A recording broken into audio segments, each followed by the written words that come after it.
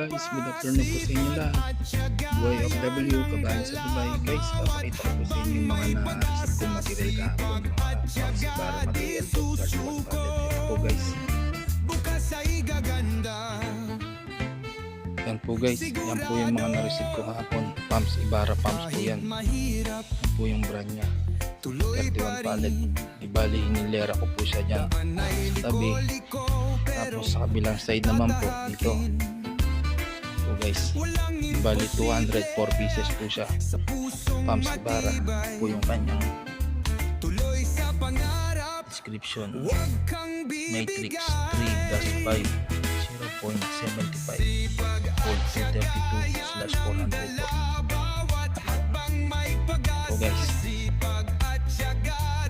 napakita ko na po sa inyo yung mga na-receive kong material kahapon.